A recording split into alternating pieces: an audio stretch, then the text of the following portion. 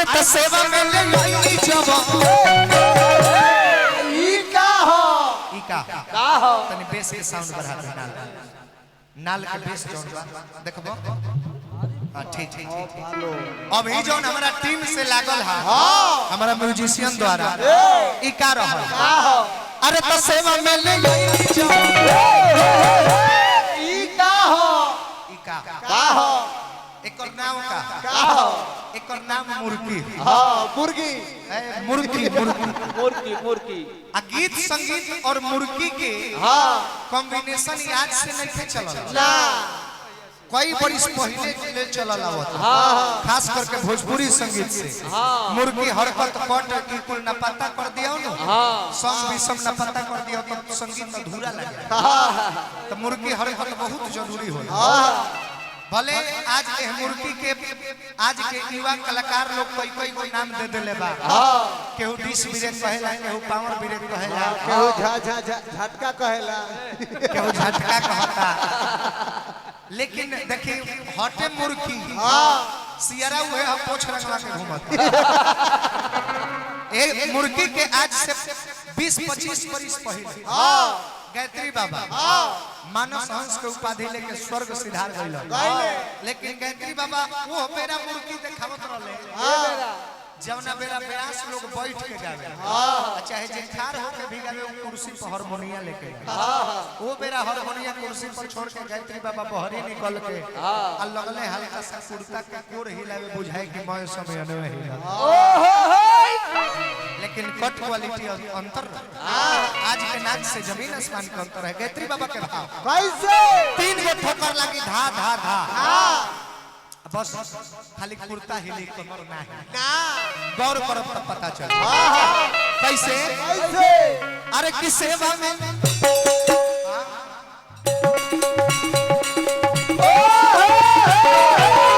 ये प्रदुमन जी हम नाचत नहीं थे अरे वो बगल में एक से एक बड़ कलाकार लोग बैठल इतना सुंदर सुंदर प्रधान जी जब बैठल बनी अब प्रदुमन जी रवा देखी तनी गौर करी ना तो इज्जत के बात आ जाए अगर हमरा चीज के जवाब ना दे हम तो लोग कहे कि ना परदेसिया तनी भकुआइला लेखा लगा हम अभी का करत तनी ये पर गौर करी अरे किस सेवा में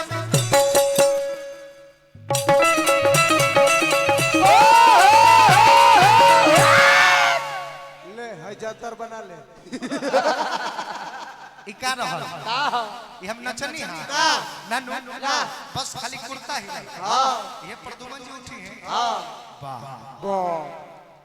ताहना नची है बुझैबे ना करी कि रोशन राज के जवाब देवे कोनो ब्यास उठल बा कि कोनो बैंड में के लवंडे खार हो गए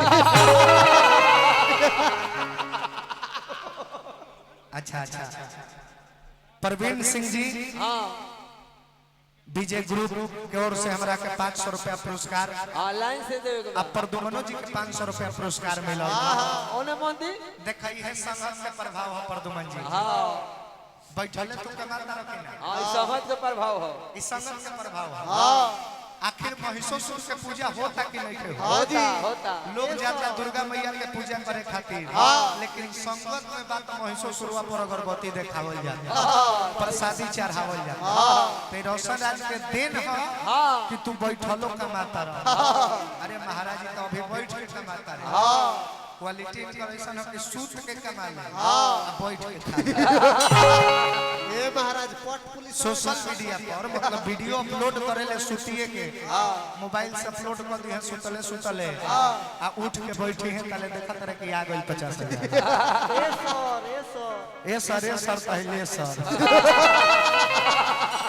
अरे कि सेवा में ले जाई जब जुरल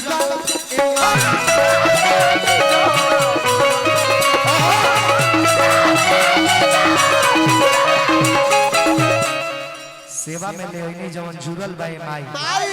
हम सुनले भाई केकरा और से जय साहब खड़ासरा से पुरस्कार दिहले बानी माई ए माई खाली हाथ पर से केहू अच्छा Madhu mobile electronics, TV, fridge, cooler इत्यादि, वॉशिंग मशीन, जो चीज भी हो वह सब संपर्क कर सकेनी। जाके उचित मूल्य पर सामान मिलेगा। भैया हम समय के अंदर में गावे वाला कलाकार एकदम बेसी समय ना ले। खाली हाथ खाली हाथ खाली हाथ खाली हाथ दर से केहू घूरल ना।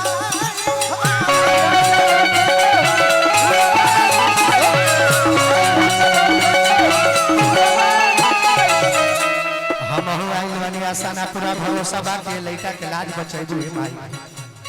फिर 500 रुपया पुरस्कार लाइन से देवे के बा।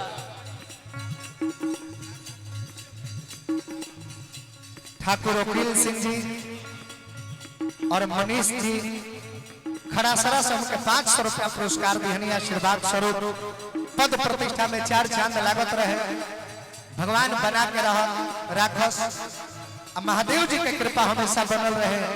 श्री जंगली बाबा के कृपा हमेशा हमेशा खातिर रहे पूरा ग्रामीण वासी पर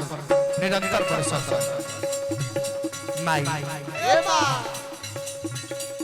अपना बेटा रोशन के दर्शन दे दो।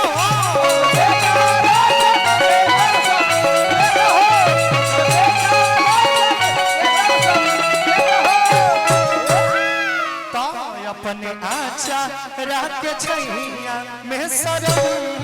दे दो।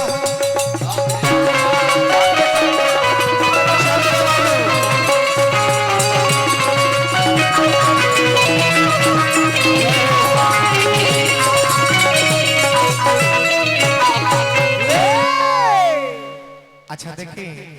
इस जमाना हमने के साउंड पर आज गावत नहीं पूजा साउंड बड़ा गांव से इतना सुंदर वो भोकल बना के देता नहीं लागत कि हमारा मंच पर हम हइले नहीं थे। बुझाता कि स्टूडियो में गावत नहीं रिटर्निंग इतना सुंदर हमारा बिल पावत है। दिल से स्वागत। बहुत ही सुंदर साउंड वाला है। जब बैठल बड़े चैनल लेके आए गोलू राजा साउंड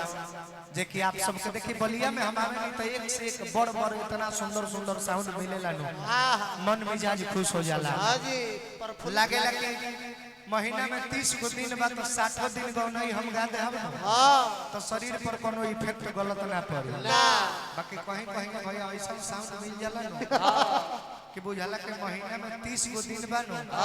तो 5 दिन गा के 25 दिन फेल मारे के खुद के जिंदा रखे खातिर। लेकिन बहुत बहुत आभार। बहुत अच्छा लागल ए साउंड पर अपन माई के सुमिरन चलते चलते एगो वंदना गणेश जी के एक बाद जय बोल के हनुमान जी के समय दिन प्रदुमन जी लय एगो हमरा नायका मन पड़ल।